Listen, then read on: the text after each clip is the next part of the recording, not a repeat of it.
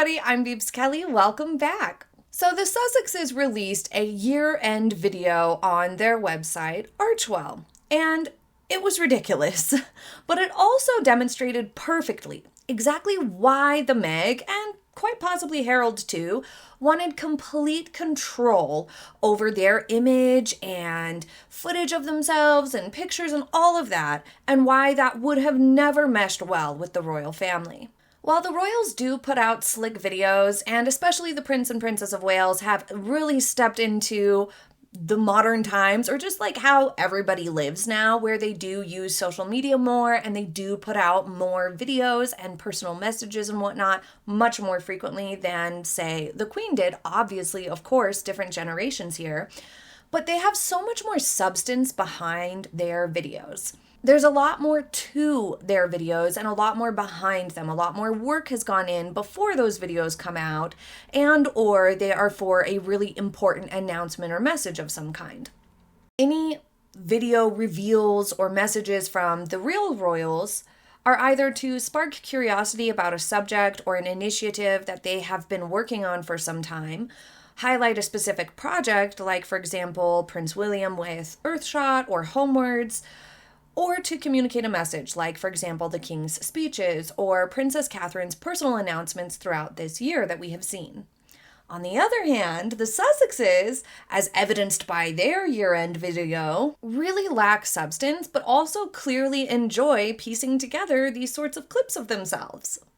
Any chance to highlight their space invading, their wrinkly giant man pants, or fear-mongering problem pointing won't be missed by this couple. While the video itself was rather underwhelming from a substance point of view, and it was very much equivalent to like a social media year in review compilation, just sort of full of what looked like selfies on steroids, two things really stood out to me when I watched this. As I said, it does demonstrate exactly why Meghan really struggled to work with the institution, with palace staff, because she wanted this sort of vacant, meaningless social media vibe to be at the forefront. It really does feel like just one of those tacky social media things that pop up at the end of the year, like, look at all the selfies you posted this year, type of a vibe. A lot of the pictures used were just of them. There wasn't as much about what was actually done or the actual people that may or may not have been impacted by Harry and Meghan throughout the year. It was a lot more of just them, which I think the public doesn't have much of an appetite for at this point. The other thing that stood out to me was just how weird it is when you see all these clips together, knowing that they literally hired an expensive team of videographers to follow them around, almost exclusively for the purpose of this compilation. Because outside of a handful of posts on their Archewell website, this footage and these clips, pictures that came from these people they've hired to follow them around, aren't really used. We don't see a lot of content from the Sussexes from these events and whatnot. We just get this year-end compilation and maybe like a handful of posts. So what exactly is going on here? Do they hire these videographers just to get this year-end compilation made? It really leaves you with the feeling that Netflix was such a high for them in terms of their ego and whatnot, having a real team of videographers, documentary style, following them around for a year or more. That was such a big ego boost to them and probably made them feel very, very special and very, very important. When the cameras left, they felt so very empty that they had to do this. They had to go out and hire their own videographers to follow them around all year long just to make these few rather pathetic, sad posts. Like, just think about the amount of time and money invested in the videographers and whatnot, and the team of people who had to put this together just to get this very short 2-minute year in review video.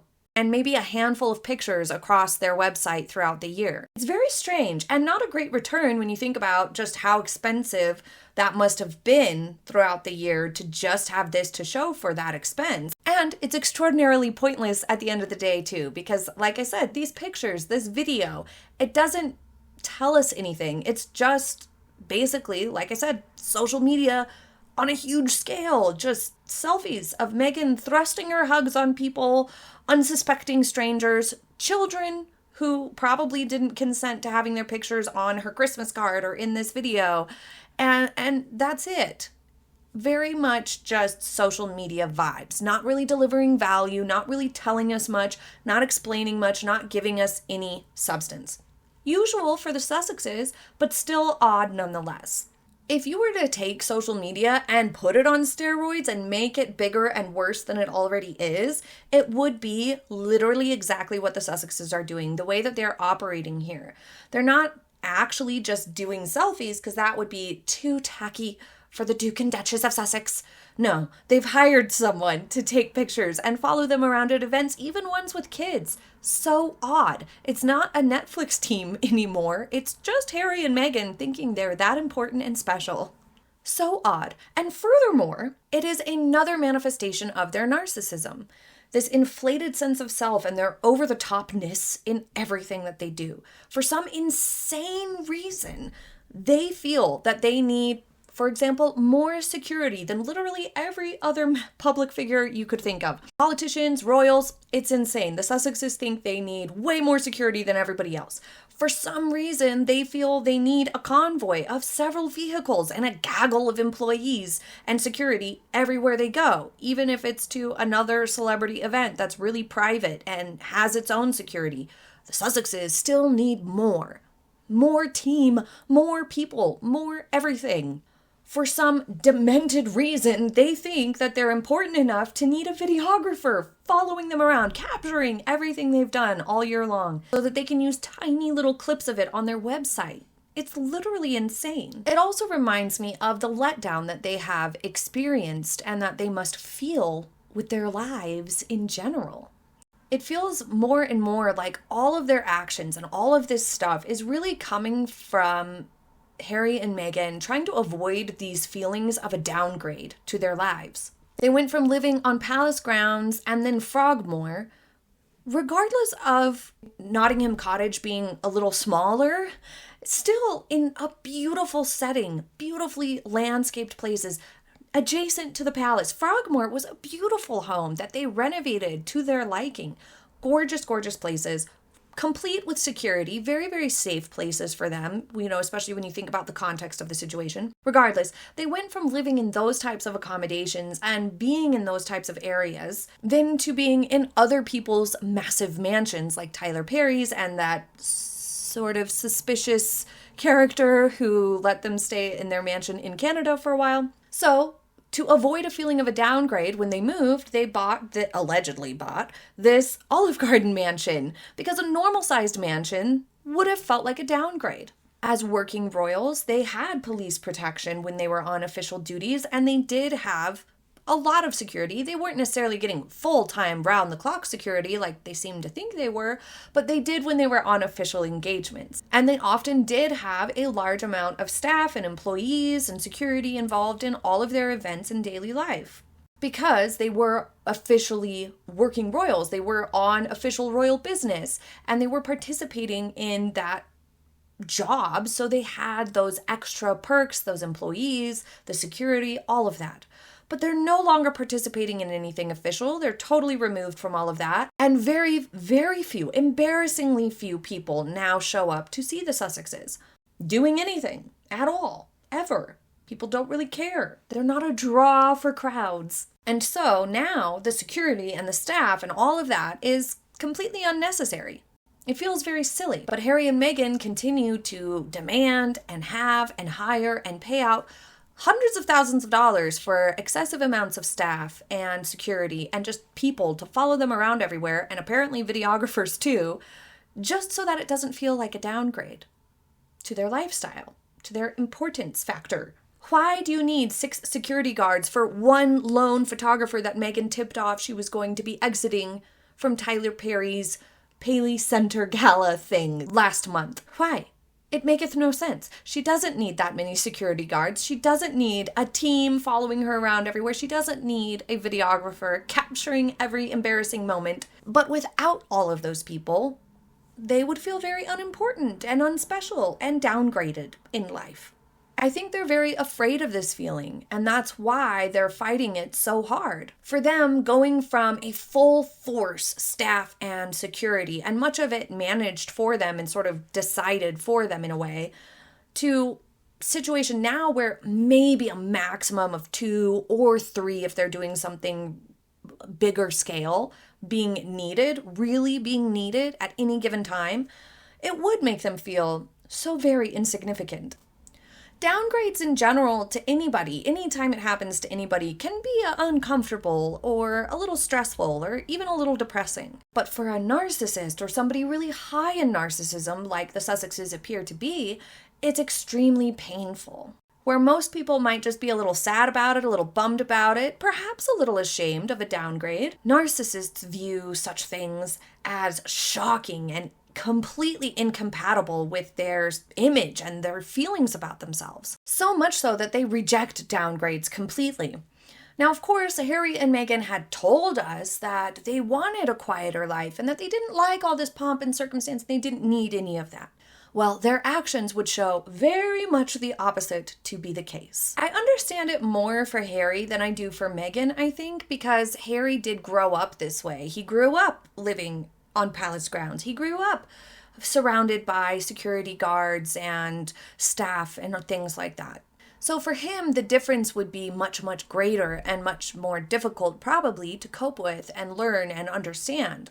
But the way he talks about himself and the image he tries to paint himself as being a normal guy is just in very much stark contrast to his actions of fighting endlessly in the courts to try to get taxpayer-funded police protection, police security anytime he's in the UK. And really what he wants is anytime he's anywhere to have taxpayer-funded security and armed guards everywhere he goes. That's not a normal down-to-earth type of guy. That's not a just Harry vibe, but that's what Harry always used to say. So either he didn't know himself very well, or he just, I guess, doesn't pay attention to what he's actually saying. Or maybe he's changed his mind and he actually realized he did miss all that extra attention. Meghan, on the other hand, it would seem every little step of the way just inflated her ego bigger and bigger and bigger, and she's incapable of taking things down a notch and just calming down and relaxing about it all. So much of what we see from Harry and from Meghan is just trying to keep up this facade of being like the royals, which is in direct conflict also with their complaints of royal life and the royal institution. The royals themselves and everyone they worked with and everything involved, like the press, for example, they complained about it all for years. But at the end of the day, they clearly wanted all of that, still want all of that, because that's exactly what made them feel special and important. And probably in some way, they recognize that that made them look more important and special in a way.